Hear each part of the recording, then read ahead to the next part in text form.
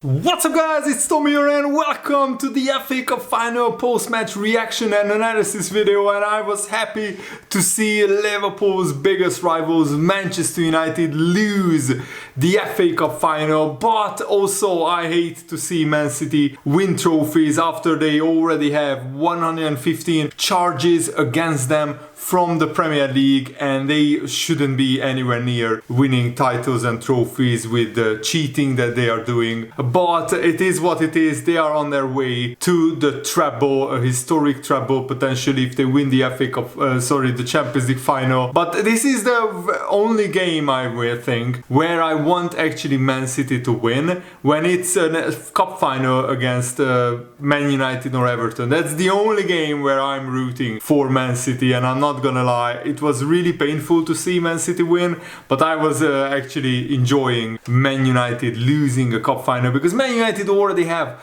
12 FA Cup wins. Man City only have 7 even with this, and that is, I think, Pep Guardiola's only second FA Cup trophy, but he already has 5 Premier League trophies and 4 League Cup trophies, but he still hasn't won the Champions League. So please, Inter, do everybody a favor and beat Man City in the Champions League final. And actually, I don't think Man City played particularly well, but this game still could have been 4-1 City if the referees were doing their job correctly. The referees, the FA appointed 2 of the absolute worst referees in English football. Paul Tierney was the referee and David Coote was on VAR, and they are 2 of the worst referees in English football of the last 4 or 5 years. And also we saw history by Ilkay Gundogan scoring the fastest goal in FA Cup history. After just 12 or 13 seconds, Gundogan already fired in a brilliant goal. But why isn't De Gea diving for the ball? I have no idea. I never understood goalkeepers just standing on their line and hoping the ball is going wide. Just at least try to dive and reach for the ball. If you don't dive, then you absolutely have no chance of saving it. And also De Gea, I think, was hugely at fault for the winning goal, but the whole United defense was also hugely at fault. But first we have to talk about the Man United penalty that they got. The rules of the game state that if the ball hits the hand of the defender and it changes the trajectory of the ball, then it's a penalty. But then why wasn't Roma given a penalty in the in the Europa League final? Jose Mourinho was rightfully fuming about that, and that was more of a penalty than this one, because Grealish was right next to Wan-Bissaka when Wan-Bissaka heads the ball back towards the penalty area. But Grealish, as he jumps, of course his hand is here, and as he comes down, his chest is going down, his hand goes up a little bit and it hits his hand a little bit, but he knew nothing about it, and Man United get a penalty. Bruno Fernandes scored it, and it was 1-1 at halftime. But De Bruyne also was fouled by Fred, very clear foul. The referee didn't give it, VAR didn't give it,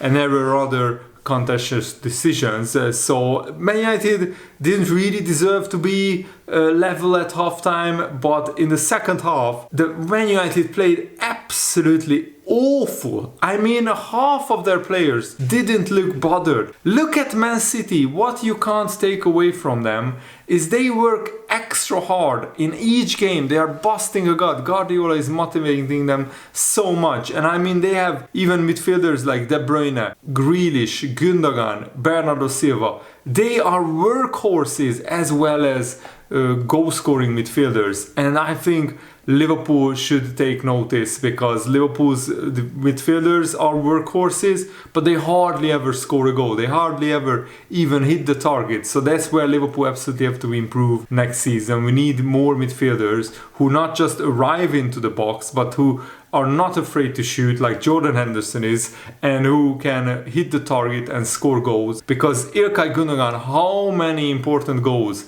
has he scored for Man City throughout his whole career? And for 21 million, he was an absolute bargain. And he is the definition of a clutch player. But I don't understand Man United's setup for a defensive free kick. That's where you need to be rock solid against a team like Man City. If they beat you from open play, that's fine. But from set pieces, you should never give Man City easy goals.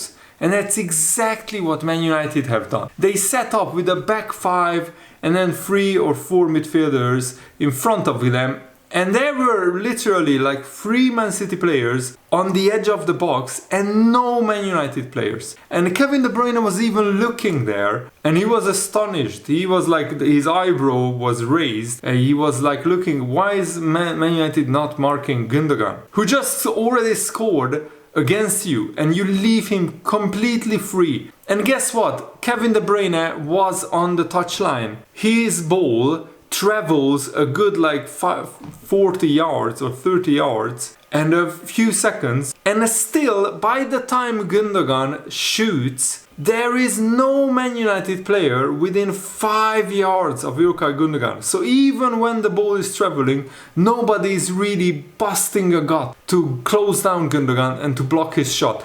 And to make it even worse, Gundogan actually slices the finish. He doesn't get a clean connection like before his first goal, but De Gea is unsighted and he's so slow to react, like a grandpa who is in his, chair. He's slow and lethargic. He doesn't really get over to the other side. And by the time he gets there, he could only parry the shot and the ball into his own net. Absolutely embarrassing and disgraceful defending and goalkeeping from Man United. I don't want, of course, Man City to win the treble, but this is the only game probably in the season where I wanted Man City to win, actually. Apart from, of course, when they played Man United, that I just didn't want Man United to win another FA Cup. And now they only have one League Cup to their name this season and the Champions League finish of 3rd place. Yes, they had a better season than Liverpool, but still, the past 7 years have been an utter failure for Man United, and I'm taking great glory in that and great joy from that. But now Pep Guardiola is on for a historic treble, and that's why I didn't understand why some Man United players weren't more motivated, weren't more up for this game. Like Christian Eriksen, he was a passenger throughout the whole game. It was like Man United were playing with 10 men. He was that bad. He lost the ball so many times. And credit to Man City, they probably thoroughly deserved to win this game. Man United didn't offer any threat going forward up until the 90th minute when there was a big scramble in the box. Man United hit the bar and then with another header it was over the bar. But apart from that, Man United didn't really threaten. Rashford had a few chances. Garnacho was actually Man United's best player in the second half, I thought. When he came on as a substitute, but honestly, like, Man United were so bad. It was embarrassing to lose a cup final like this with a whimper, that they didn't even put Man City under real pressure in the second half. And also, this wasn't Man City in like 6th gear or 5th gear. This was Man City in 2nd or 3rd gear. They didn't really play that well. And I hope Man City play this badly in the Champions League final as well, because then Inter will have a chance. Inter are a cup specialist team, especially Simone Inzaghi, Inter's manager. He is a cup specialist. He has won like all but one cup final that he played with Inter. I think he has like won 7 out of 8 cup finals or something like that. So please, football gods, let Inter win the Champions League. Even though I don't particularly like Inter, I just hate Man City and I hate Guardiola. I hate what they are doing to football, that they are cheating their way to this many trophies and titles. They should have been banned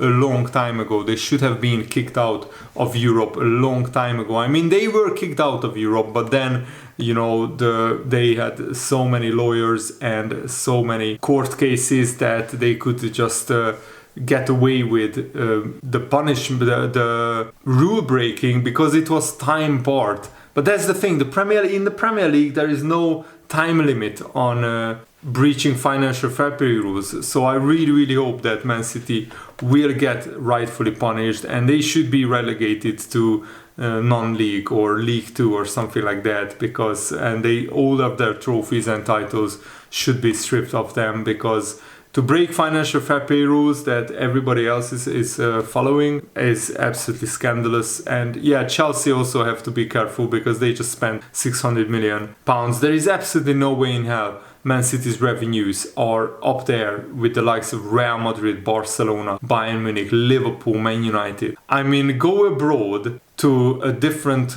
country and count the Man City shirts in a big city like London or something like that, and count the other trophies. Or the USA is a better example. Go to the USA, to a really big city where they love football, and count the Man City shirts and count the other top teams shirts. I mean, if you even find one guy with a Man City shirt or one girl with a Man City shirt, you will be lucky.